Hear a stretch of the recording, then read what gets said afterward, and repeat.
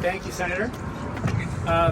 Next up, I'd like to introduce Representative David Morales, who has been to 2 of our Tax Day of Action events and is one of the lead sponsors of the wage theft, the bill to make wage theft a felony this year, and was the House side champion of the UBC's Whistleblower Act expansion legislation last year.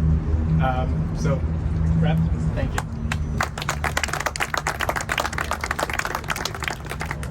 To all of our working people and union members, I do not need to tell you that wage theft is a severe issue.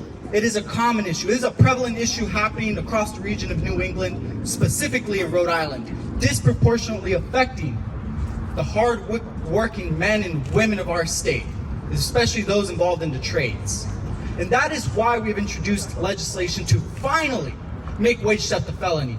Because for far too often, employers have gotten away with wage theft, with literally stealing wages from their workers. We have the data and the numbers, the evidence that shows that millions of dollars have been stolen from our workers. And that is why we are finally taking the measures to make it a felony, as opposed to the current standards, which is simply just a slap on the wrist and a minor fine. Instead, we are going to ensure that we deter wage theft from ever happening in the first place. And it is because of the constant advocacies and the unfortunate lived experience of our workers that we are making it happen this year.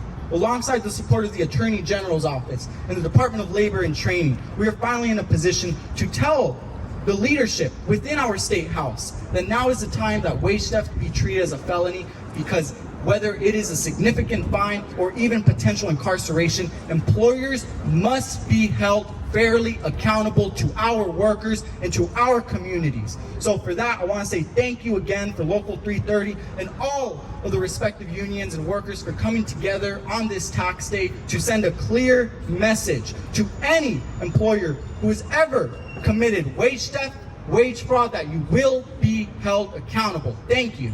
Yeah!